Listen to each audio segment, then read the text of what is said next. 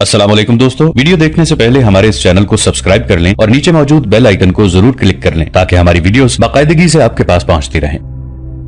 साहिर ने जवाब दिया कि 7वें या 8वें दिन। किसी और ने पूछा कि यह काम होगा कैसे।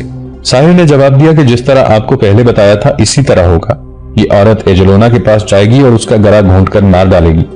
एक ने पूछा कि अगर पकड़ी गई तो बता ना दे कि इस पर तुमने कोई अमल किया था। साहिर ने जवाब दिया कि इसकी होशो हवास अपने कब्जे में होंगे ही नहीं, ये बोलेगी ही नहीं, हर किसी पर चुड़ैलों की तरह हमला करेगी और उसे कत्ल कर दिया जाएगा। आप फिक्र न करें। एक ने कहा कि हम यही मालूम करने आए थे। मेरा आका बोला कि एंजेलोना को जिंदा नहीं रहना चाहिए। इसने हमारे तमाम आदमी और बहुत ही कीमती आदमी पकड़वा कर मरवा दिए हैं। साहिर ने कहा कि मैं तुम लोगों पर कोई एहसान करने नहीं आया, मैं इंतकाम की आग में जलता हुआ आया हूं। यहूदियों ने इस मुल्क में अपनी बाइज्जत जगह बना ली थी। मुसलमानों ने यहूदियों को आला रुतबे दे दिए थे, जागीरें भी दे दी थी, सब कुछ छिन गया। ये उस शैतान एजलोना ने कराया है। इस बदबख्त को मालूम नहीं कि यहूदी जमीन के नीचे से वार किया करता है। हम कामयाब होंगे, यहाँ फिर ईसाई बादशाहत कायम होगी। हमारी कामयाबी की निशानी यह है कि हमें ऐसी मौजूद औरत मिल गई है जो किसी रुकावट के बगैर एजलोना तक रसाई हासिल कर सकती है। अब्दुल अजीज का चेहरा गुस्से से लाल हो गया। एजलोना के हाथ कांपने लगे। फिर क्या हुआ? अब्दुल अजीज ने कहा, फौरन बोलो, हम तुम्हें इनाम इकराम से माला माल कर देंगे। फिर यह हुआ, नादिया ने कहा, यहूदी साहिर इस कमरे में आया। मेरी हालत यह थी कि मेरा जिस्म कांप रहा था। पहले तो मेरे दिमाग में आई थी कि साहिर के आने से पहले ही भाग जाऊं। फिर ये सोच आ गई कि मैं भागी तो ये लोग भी भाग जाएंगे। साहिर आया तो उसने मेरे सामने बैठकर वही अमल शुरू कर दिया। उसने कहा कि एजलोना का तस्वुर अपने सामने लाओ, तो मैं मलका का चेहरा अपने सामने लाई ही नहीं। मैं रोजमर्रा वाले अल्फाज दोहराती रही, लेकिन अपने आप को बेदार रखा और कुछ देर बाद उसका अमल खत्म हो गया। ये गुज़िश्ता रात की बात है। मैंने सुबह अपने आका से शहर आने की इजाजत मांगी। उसने घोड़ा गाड़ी दे दी और अपना कोचवान साथ कर दिया। मैंने कोचवान को शहर के दरवाजे से ही वापस भेज दिया है। उसे कहा है कि मैं खुद ही शाम को आ जाऊंगी। मैंने कोचवान से यह भी कहा है कि आका को यह कहना कि जहां हम रोजाना जाते हैं वहां जाने से बहुत पहले आ जाऊंगी और वहां चलेंगे। मैं आप दोनों को यही इत्तला देने आई हूँ। मैं मलिका से ये अर्ज नहीं करूंगी कि मुझे पहले वाली नौकरी में ले लें। मैं मलिका की मोहब्बत और शफकत का सिला देने आई हूँ। मलिका ने मेरी बहुत पजीराई की है। मुझसे जो गलती हुई थी उस पर ये मुझे कत्ल भी करवा देती तो इनसे कोई बाज़पुर्स नहीं कर सकता था, लेकिन इन्होंने मुझे जिंदा और सलामत शहर से निकल जाने की इजाजत दे दी। मेरे दिल में मलिका की जो मोहब्बत है वो कभी मर नहीं सकती, कभी कम नहीं हो सकती। मैंने अपना फर्ज अदा कर दिया है। तुम शाम से बहुत पहले वापस चली जाना। अब्दुल अजीज ने नादिया से कहा, मैं तुम्हें अपनी बग्गी पर वापस भेजता, लेकिन मेरी बग्गी देखकर तुम पर शक होगा। हमें उस गांव का रास्ता और वो घर समझा दो जिसमें ये साहिर ठहरा हुआ है। तुम अपने आका के साथ वहां चली जाना, बाकी काम हमारा है। नादिया, एजलोना ने कहा, तुमने मेरी मोहब्बत का हक अदा कर दिया है। उसी रात नादिया यहूदी साहिर के सामने बैठी हुई थी। उसका आका साथ वाले कमरे में 3 आदमियों के साथ बैठा था। साहिर अपना अमल कर रहा था कि दरवाजे पर हल्की सी दस्तक हुई। घर के एक आदमी ने जाकर दरवाजा खोला और बाहर देखते ही दरवाजा बंद कर दिया। बाहर से दरवाजे पर इतनी जोर से धक्का पड़ा कि दोनों किवाड़ धमाके से खुले और दरवाजा खोलकर बंद करने वाला पीछे सहन में पीट के बल गिरा। कमोबेश 20 मुजाहिदीन जो अब्दुल अजीज के मुहाफिज दस्ते के जांबाज थे अंदर चले गए और उस मकान के कमरों में फैल गए। गांव में यह मकान सबसे बड़ा और अमीराना था। गांव मुजाहिदीन के मुहासरे में था। इस कार्रवाई की कमान अब्दुल अजीज के पास थी। साहिर के बॉक्स से इंसानी खोपड़ियां और हड्डियां निकली और कुछ ऊट पटांग सामान था जो किसी जादूगर का ही हो सकता था। इस साहिर को नादिया के आका और वहां जितने आदमी मौजूद थे इन सबको गिरफ्तार कर लिया गया। नादिया को भी हिरासत में ले लिया गया ताकि किसी को शक ना हो कि उसकी मुखबरी पर छापा मारा गया। गांव के चंद सरकर्दा लोगों को भी हिरासत में ले लिया गया और उन सबको मुरीदा में लाकर कैद खाने में डाल दिया गया। अबुल हसन, अब्दुल अजीज ने अपने एक हाकिम से जिसका नाम अबुल हसन था और जिसका काम पुलिस जैसा था कहा, एक यहूदी साहिर और एक ईसाई जागीरदार से इकबाल जुर्म कराना है। अब्दुल अजीज ने उसे तफसीली से बताया कि उनका जुर्म क्या है और उसकी निशानदही किस तरह हुई है। अबुल हसन दोनों को कैद खाने के उस तहखाने में ले गया जहां रेडरिक और उस जैसे बादशाहों को अजियतें दे देकर मार दिया जाता था। यहाँ इकबाल जुर्म भी कराए जाते थे। इस तहखाने में गया हुआ इंसान मुश्किल से ही जिंदा ऊपर आता।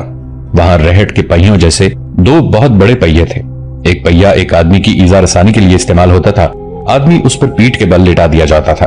उसके पांव फर्श पर टखनों से बांध दिए जाते थे और बाजू लंबे करके हाथ पहिए के साथ जकड़ दिए जाते थे। पहिए को चंद इंच आहिस्ता आहिस्ता चलाया जाता तो उसके साथ बंधे हुए आदमी को यूं लगता जैसे उसके बाजू कंधों से और टांगे कूलों से अलग हो रही हूं। दर्द से उसकी चीखें निकल जाती। پھر اسے کہا جاتا کہ اپنے جرم کا اقبال کر لے اور اپنے ساتھیوں کی نشاندہی کرے۔ اگر وہ اقبال جرم سے انکار کرتا تو پہیا آہستہ آہستہ ذرا سا اور گھما دیا جاتا۔ اس کے ساتھ بندے ہوئے آدمی کے جسم کے جوڑ کھلنے لگتے تھے۔ یہودی ساحر یہ اذیت زیادہ دیر برداشت نہ کر سکا اور اس نے اقبال جرم پر رضامندی کا اظہار کر دیا۔ لیکن میں اپنا جرم سالار عبدالعزیز کو بتاؤں گا، اس نے کہا۔ اس کے ساتھ میں نے کچھ اور بھی باتیں کرنی ہیں۔ اگلی صبح ساحر عبدالعزیز کے سامنے بیٹھا ہوا تھا۔ میں یہودی ہوں، اس نے کہا۔ میں نے وہی کیا جو ایک یہودی کو کرنا چاہیے تھا۔ ایجلونا کے جرم کو یہودی قوم معاف نہیں کر سکتی۔ اس نے آپ کے خلاف ہماری بغاوت ناکام کرائی ہے اور دھوکہ دے کر بغاوت کے تمام لیڈروں کو سزائے موت دلائی ہے۔ اس عورت کو قتل کرنا ہمارا فرض تھا، لیکن قتل کے لیے کوئی آدمی تیار نہیں ہوتا تھا۔ کوئی آدمی تیار ہو بھی جاتا تو قتل کیسے کرتا؟ ہم جانتے تھے کہ ایجلونا کے لیے خطرہ پیدا ہو گیا ہے کہ اس سے انتقام لیا جائے گا، اس لیے یہ کچھ عرصہ باہر نہیں نکلے گی۔ یہ فرض مجھے سونپا گیا۔ میرے پاس سحر کا ایک ہی ذریعہ ہے۔ اس کام کے لیے کسی ایسے آدمی یا عورت کی ضرورت تھی جو بلا روک ٹوک ایجلونا تک رسائی حاصل کر سکے۔ اس یہودی نے بتایا کہ اسے نادیہ کا سراغ کس طرح ملا۔ نادیہ کے جاگیردار آقا کے گاؤں میں 2-3 ایسے آدمی تھے جن کا رابطہ باغیوں خصوصاً یہودیوں کے ساتھ تھا۔ جاگیردار کے ساتھ بھی ان کے مراسم تھے۔ اس جاگیردار کو پتا چلا کہ ایجلونا کے قتل کے لیے ایک ساحر نے کیا مطالبہ کیا ہے۔ جاگیردار نے کہا کہ اس کے پاس ایسی عورت ہے جو ایجلونا تک پہنچ سکتی ہے۔ اس اطلاع پر یہودی ساحر اس گاؤں میں آ گیا اور نادیہ کو اس کے حوالے کر دیا گیا۔ یہ ساحر نادیہ پر جو عمل کر رہا تھا وہ ہیپناٹزم جیسا تھا۔ اس سے نادیہ کے ذہن لاشعور میں ایجلونا کی نفرت ڈالی جا رہی تھی، نفرت بھی ایسی جو خونی دشمنی تک پہنچا دیتی ہے۔ اس عمل کو اس حد تک پہنچایا جاتا ہے جہاں انسان قتل کے سوا اور کچھ سوچ ہی نہیں سکتا، وہ قتل کر کے ہی تسکین پاتا ہے۔ اس ساحر نے یہ پورا عمل بیان کیا اور اس نے متعدد آدمیوں کے نام اور پتے بتائے جو اس سازش میں ملوث تھے۔ میری سزا کیا ہے؟ ساحر نے پوچھا۔ موت، عبدالعزیز نے جواب دیا۔ اگر میں کچھ ایسی باتیں بتا دوں جو آپ کو آنے والے خطروں سے بچا لیں تو کیا آپ میری جان مجھے واپس دے دیں گے؟ ساحر نے پوچھا اور 2-4 لمحے خاموش رہ کر کہا، میں آنے والے وقت کے پردے چاک کر سکتا ہوں، انسانوں کے چہرے پڑھ سکتا ہوں۔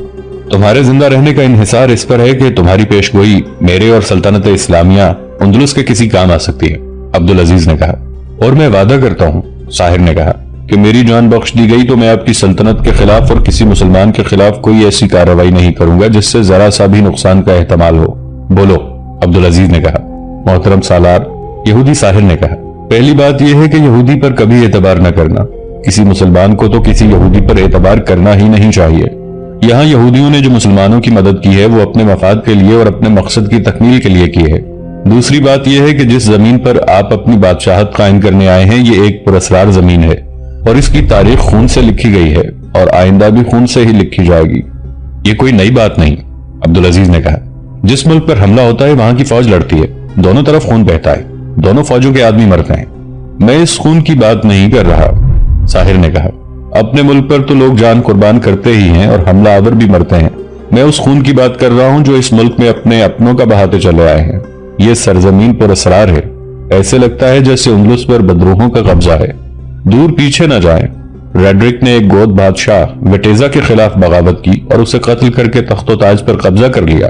ریڈرک نے ہرکل کا برج کھولا، راہبوں نے اسے یہ برج کھولنے سے روکا تھا، مگر ریڈرک اس خوش فہمی میں مبتلا تھا کہ وہ اتنا زبردست اور جابر بادشاہ ہے کہ زمین اپنے راز اس کے قدموں میں اگل دے گی۔ اس نے برج کھول دیا اور اسے ایسی شکست ہوئی کہ اس کا اتنا بڑا لشکر ذرا جتنی فوج کے ہاتھوں کٹ گیا اور ریڈرک کا پتہ ہی نہ چلا کہ کہاں گم ہو گیا ہے۔ میں اس یہودی ساحر کو جانتا تھا جسے ریڈرک نے اپنے محل میں رکھا ہوا تھا۔ وہ منجم تھا اور وہ غیب دان بھی تھا۔ اس نے ریڈرک کو یقین دلایا تھا کہ وہ شکست کی طرف جا رہا ہے، لیکن یہ ساحر اس کی شکست کو فتح میں بدل دے گا۔ مگر ساحر جو واقعی شکست کو فتح میں بدلنے کی طاقت رکھتا تھا پراسرار طریقے سے مارا گیا۔ اس سے پہلے بھی یہاں ایسے خون چکا واقعات ہو چکے ہیں جن کا آج تک کسی کو بھید نہیں ملا۔ بادشاہ قتل ہوتے رہے ہیں۔ میں آپ کو خبردار کرتا ہوں کہ اپنی عقل اور اپنے ہوش و حواس پر ایک عورت کو غالب نہ کریں۔ آپ نے جس عورت کو بیوی بنایا ہے وہ بہت حسین ہے، میں نے اسے صرف ایک بار دیکھا ہے۔ اس کی آنکھوں میں جادو کا اثر ہے، وہ جس کی طرف دیکھتی ہے وہ اس کا غلام ہو جاتا ہے، لیکن اس کی نشیلی آنکھوں میں خون اترا ہوا ہے۔ وہ ریڈرک کی بیوی بنی تو وہ مارا گیا۔ باغیوں کے اتنے تجربہ کار اور دانشمند سردار اس سے متاثر ہو گئے اور سب مارے گئے۔ اب وہ آپ کی… کیا تم ایجلونا کی بات کر رہے ہو؟ عبدالعزیز نے پوچھا۔ ہاں، ساحر نے جواب دیا، میں ایجلونا کی بات کر رہا ہوں۔ عبدالعزیز نے قہقہہ لگایا۔ تم یہودی ہو؟ عبدالعزیز نے طنزیہ لہجے میں کہا۔ موت کو سامنے دیکھ کر بھی تم عیاری سے باز نہیں آئے؟ کیا تم زندہ نہیں رہنا چاہتے؟ یہی سوال آپ سے پوچھتا ہوں، ساحر نے پوچھا۔ کیا آپ زندہ نہیں رہنا چاہتے؟ میں جانتا ہوں آپ کا جواب کیا ہوگا۔ میں آپ کو بتا دیتا ہوں کہ آپ کا سر آپ کے کندھوں پر زیادہ دیر کھڑا نہیں رہے گا۔ ایجلونا زندہ رہے گی، اور میں یہ بھی بتا دیتا ہوں کہ اندلس مسلمانوں کا ہوگا، لیکن مسلمان بادشاہ ایک دوسرے کا خون بہاتے رہیں گے۔ اگر میرے اس سچ نے آپ کو صدمہ پہنچایا ہے تو مجھے قتل کر دیں۔ ہمارا مذہب یہودیوں کے جادو اور پیشگوئیوں کا نہیں مانتا، عبدالعزیز نے کہا۔ ہم اللہ کو مانتے ہیں، اسی کی عبادت کرتے ہیں۔ اگر میں تمہاری باتیں مان لوں تو میں مشرک ہوں گا۔ یہ مذہب کا معاملہ نہیں سالار، ساحر نے کہا۔ انسان کا کائنات کے ساتھ جو تعلق ہے وہ کسی بھی مذہب کا معاملہ نہیں۔ میں آپ کو اپنی بات نہیں سمجھا سکتا، میں نے آپ کو خبردار کر دیا ہے۔ عبدالعزیز نے یہ سمجھ کر کہ یہودی ساحر اس کے ہاتھوں ایجلونا کو قتل کرانا چاہتا ہے یا یہ چاہتا ہے کہ وہ ایجلونا کو طلاق دے کر گھر سے نکال دے، حکم دیا کہ اس یہودی کو اور جاگیردار کو اور ان کے تمام ساتھیوں کو قتل کر دیا جائے۔ طارق بن زیاد کو تلویرہ میں موسیٰ بن نصیر کا پیغام ملا کہ تولیتا پہنچو۔ طارق تو جیسے اسی حکم کا منتظر تھا، اس نے اسی وقت اپنے محافظ دستے کے چند سواروں کو ساتھ لیا اور تولیتا کو روانہ ہو گیا۔ اس نے مال غنیمت کی جو قیمتی اشیاء امیر اور خلیفہ کو تحفہ کے طور پر دینے کے لیے اپنے پاس رکھی ہوئی تھی، وہ اس کے ساتھ خچروں پر لدی ہوئی آ رہی تھی۔ اب طارق سیدھے راستے سے آ رہا تھا، وہ بہت ہی تیز آ رہا تھا۔ اس نے بہت کم پڑاؤ کیے اور کچھ دنوں بعد تولیتا پہنچ گیا۔ تاریخوں میں یہ واقعہ اس طرح آیا ہے کہ طارق شہر کے دروازے میں داخل ہو رہا تھا تو موسیٰ بن نصیر کو اطلاع دے دی گئی کہ طارق آ رہا ہے۔ موسیٰ فوراً اٹھا اور ہنٹر یعنی کوڑا ہاتھ میں لے کر باہر آ گیا۔ طارق نے موسیٰ کو دیکھا تو گھوڑے سے اتر کر موسیٰ کی طرف دوڑ پڑا۔ اس نے اس توقع پر بازو پھیلائے ہوئے تھے کہ موسیٰ اس کی فتوحات کو دیکھتے ہوئے اسے گلے لگا لے گا اور اس کا منہ چوم کر اسے خراج تحسین پیش کرے گا، لیکن دیکھنے والوں نے عجیب منظر دیکھا، اور یہ منظر تاریخ کے سینے پر نقش ہو گیا کہ موسیٰ بن نصیر نے چمڑے کا کوڑا سیدھا کیا اور گھمایا۔ جو ہی طارق بن زیاد قریب آیا، موسیٰ نے پوری طاقت سے کوڑا طارق کو مارا۔ طارق جیسے بے جان بت بن گیا ہو، جیسے وقت ایک مقام پر رک گیا ہو۔ ارد گرد بہت سے لوگ تھے جن کا شور سنائی دے رہا تھا، وہ چپ ہو گئے۔ ایسی خاموشی طاری ہو گئی تھی جیسے درختوں پر چہچہاتے پرندے بھی چپ ہو گئے ہوں۔ نافرمان موسیٰ بن نصیر کی گرجدار آواز نے سکوت توڑا اور طارق بن زیاد کو ایک اور کوڑا مار کر موسیٰ نے کہا، میں نے حکم دیا تھا کہ جہاں ہو وہیں رک جاؤ، آگے نہ بڑھنا۔ موسیٰ نے ایک اور کوڑا مار کر کہا، اور تم سارے ملک کو فتح کرنے چل پڑے، میرے حکم کی پرواہ نہ کی۔ طارق بن زیاد خاموشی سے کھڑا کوڑے کھاتا رہا۔ موسیٰ بن نصیر اسے کوڑے مارے جا رہا تھا، یوں لگتا تھا جیسے موسیٰ درخت کے تنے کو کوڑے مار رہا ہو۔ میں تمہیں سپہ سالاری سے معزول کرتا ہوں، موسیٰ بن نصیر نے فیصلہ سنایا اور اپنے ساتھ کھڑے سالاروں کو حکم دیا، اسے قید خانے میں چھوڑاؤ، میں اب اسے آزاد نہیں دیکھنا چاہتا۔ 2 سالار آگے بڑھے، ایک اس کے دائیں اور دوسرا بائیں طرف ہو گیا۔ دونوں نے اس کے بازو پکڑے اور وہاں سے لے گئے۔ ہمیں معاف کر دینا ابن زیاد، راستے میں ایک سالار نے طارق سے کہا، ہم حکم کے پابند ہیں، امیر موسیٰ کو یوں نہیں کرنا چاہیے تھا۔ دوسرے سالار نے کہا، میں اللہ کے حکم کا پابند ہوں میرے رفیقو۔ طارق بن زیاد نے صبر و تحمل سے کہا، اللہ کا حکم ہے کہ اپنے امیر کی اطاعت کرو، ورنہ میں بربروں کو اشارہ کروں تو عربوں کا کہیں نشان نہ ملے۔ مجھے خدشہ محسوس ہو رہا ہے کہ بربر میری اتنی زیادہ توہین برداشت نہیں کریں گے۔ میں اگر قید خانے میں بند رہا تو بربروں پر امیر موسیٰ اور تم میں سے کوئی بھی قابو نہیں پا سکے گا۔ طارق بن زیاد نے تو خدشے کا صرف اظہار کیا تھا، لیکن یہ خدشہ عملاً سر اٹھا رہا تھا۔ یہ خبر تولیتا میں مقیم تمام تر لشکر میں پھیل گئی کہ امیر مصر و افریقہ نے آدھے سے زیادہ اندلس فتح کرنے والے سپہ سالار طارق بن زیاد کو باہر میدان میں لوگوں کے سامنے کوڑے مارے ہیں۔ کیوں؟ سپہ سالار کا جرم کیا تھا؟ اس سوال کا جواب کسی کے پاس نہیں تھا۔ کچھ افواہیں تھیں جو لشکر میں گھومتی پھرتی اور ایک دوسرے کی تردید کرتی رہتی۔ تولیتا کے لشکر میں تقریباً 90% بربر تھے، وہ مشتعل ہوتے جا رہے تھے۔ فوج کا عہدیدار طبقہ تو زیادہ ہی غصے میں تھا۔ طارق تلویرہ میں جو لشکر چھوڑ آیا تھا تقریباً سب بربر تھے۔ تولیتا کے لشکر میں یہ آوازیں سنائی دینے لگیں کہ جو بربر آگے چلے گئے ہیں ان تک یہ خبر پہنچا دو۔ بغاوت کا سب سے زیادہ خطرہ تو طارق بن زیاد کی طرف سے تھا، جسے اس قید خانے میں ڈال دیا گیا جہاں اس کے حکم سے اندلس کی فوج کے چند ایک جرنیلوں اور اس سے کم درجہ عہدیداروں کو بند کیا گیا تھا۔ وہ سب وہیں تھے اور انہوں نے طارق کو قیدی کے روپ میں دیکھا۔ انہوں نے طارق کا مذاق اڑایا تھا۔ کوئی نہیں بتا سکتا کہ اس کے دل پر کیا گزر رہی تھی۔ وہ خاموش تھا۔ عملی طور پر اس نے کسی رد عمل کا اظہار نہ کیا، نہ اس کے چہرے سے پتہ چلتا تھا کہ اس کا رد عمل کیا ہے اور کیا ہوگا۔ یہاں مورخوں میں اختلاف پایا جاتا ہے کہ طارق بن زیاد کو رہائی کس طرح ملی۔ معروف مورخوں سپرنگر، لنگپول اور ڈوزی نے لکھا ہے کہ موسیٰ بن نصیر نے خلیفہ ولید بن الملک کو اطلاع دینے کے لیے ایک قاصد کو دمشق بھیجا۔ خلیفہ نے حکم بھیجا کہ طارق کو سپہ سالاری پر بحال کر دیا جائے۔ 3 مورخوں نے لکھا ہے کہ طارق بن زیاد نے قید خانے کے اندر سے ہی ایسا خفیہ انتظام کر دیا کہ اس کے بئی خواہوں نے ایک آدمی کو دمشق روانہ کر دیا۔ اس آدمی کے سپرد یہ کام کیا گیا تھا کہ خلیفہ سے ملے اور اسے طارق بن زیاد کی فتوحات کی تفصیل سنائے، پھر اسے بتائے کہ موسیٰ بن نصیر نے طارق کو سرے عام کوڑے مار کر نہ صرف معزول کیا ہے بلکہ اسے قید خانے میں پھینک دیا ہے۔ اس آدمی نے خلیفہ سے یہ بھی کہنا تھا کہ طارق کے ساتھ یہ سلوک اس لیے کیا گیا ہے کہ وہ بربر ہے اور موسیٰ چاہتا ہے کہ اندلس میں برتری عربوں کو حاصل ہو اور اندلس کی فتح کا سہرا موسیٰ اپنے سر باندھنا چاہتا ہے۔ ان مورخوں میں سے ایک نے لکھا ہے کہ جس آدمی کو دمشق بھیجا گیا تھا اسے اس کام کی رشوت دی گئی تھی۔ وہ دمشق گیا اور خلیفہ سے طارق بن زیاد کی رہائی اور بحالی کا حکم لے آیا۔ یہ دونوں باتیں غلط معلوم ہوتی ہیں۔ دوسرے مورخوں نے، جن میں کوندے اور سکاٹ شامل ہیں، قابل قبول اور قابل فہم دلائل دے کر ثابت کیا ہے کہ نہ موسیٰ نے کوئی قاصد خلیفہ کو اطلاع دینے کے لیے بھیجا تھا، نہ طارق نے کسی کو رشوت دی اور اپنی رہائی کا خفیہ انتظام کیا۔ یہ مورخ کہتے ہیں کہ گھوڑے پر طلیطہ سے دمشق جانے اور واپس آنے میں کئی مہینے لگتے ہیں، لیکن طارق کی معزولی کے کچھ ہی دنوں بعد تاریخ ہمیں بتاتی ہے کہ موسیٰ بن نصیر اور طارق بن زیاد اکٹھے ایک لشکر کی قیادت کرتے ہوئے پیش قدمی کرتے ہیں اور فرانس کی سرحد میں داخل ہو جاتے ہیں۔ یہ تو تسلیم کیا ہی نہیں جا سکتا کہ طارق نے کسی کو رشوت دے کر دمشق بھیجا تھا۔ طارق کے کردار میں کسی غلط حرکت کا نام و نشان بھی نہیں ملتا۔ اس کے کردار کی بلندی کا ثبوت یہ ہے کہ اس نے اپنے امیر سے کوڑے کھا لیے اور چپ رہا۔ اگر وہ غلط حرکت پر اتر آتا تو وہیں بربروں سے موسیٰ بن نصیر کے خلاف بغاوت کرا دیتا۔ بربر غالب اکثریت میں تھے۔ وہ ایک دن میں عربوں سے ہتھیار ڈلوا کر پورے اندلس کے فاتح حکمران بن جاتے، لیکن طارق نے ایسا اقدام سوچا ہی نہیں۔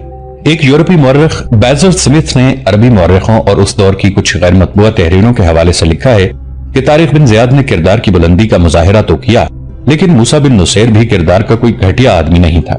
طارق موسیٰ کو اپنا باپ سمجھتا تھا تو موسیٰ طارق کو اپنا بیٹا سمجھتا تھا۔ موسیٰ کا غصہ زیادہ دن نہ رہا۔ یہ معاملہ اس طرح رفع دفع ہوا کہ موسیٰ کو اسی رات اطلاع دی گئی کہ لشکر کے بربر عربوں کے خلاف بڑکے ہوئے ہیں اور کسی بھی وقت وہ احتجاج کو کسی سنگین کارروائی کا رنگ دے سکتے ہیں۔ یہ خطرہ اس طرح بھی بڑھ سکتا ہے۔ موسیٰ کو بتایا گیا کہ بربروں نے عرب عمارت کو برا کہنا شروع کر دیا ہے۔ اگر کسی عرب سالار، عہدیدار یا کسی بھی عرب نے بربروں کو کوئی ایسی ویسی بات کہہ دی تو خانہ جنگی شروع ہو جائے گی اور غلبہ بربروں کا ہوگا۔ بربر مجاہدین طارق کو اپنا مرشد مانتے ہیں۔ امیر مصر و افریقہ جولین نے موسیٰ بن نصیر سے کہا، آپ کے معاملات اور فیصلوں میں ہم دخل اندازی نہیں کرنا چاہتے، لیکن میں نے اور اوپاس نے جس طرح آپ کی فوج کی رہنمائی کی ہے اور جس طرح اوپاس نے اپنی جان کو خطرے میں ڈال کر گوتھوں اور یہودیوں کو ریڈرک کی فوج سے نہ صرف الگ کیا ہے بلکہ ریڈرک کی فوج کے خلاف لڑا دیا تھا، اس کے صلے میں ہمیں حق ملنا چاہیے کہ ہم آپ کے فیصلے کے خلاف اپنی رائے دے سکیں۔ قابل احترام امیر، اوپاس نے کہا، اگر عین میدان جنگ میں ہزارہ گوتھ ادھر سے ادھر طارق کے پاس نہ آ جاتے تو گادلیت کے جنگ کا فیصلہ کچھ اور ہوتا، لیکن اس کا مطلب یہ نہیں کہ جنگ گوتھوں نے جیتی تھی۔ فتح بہرحال طارق کی عقل و دانش اور جرأت کا نتیجہ ہے۔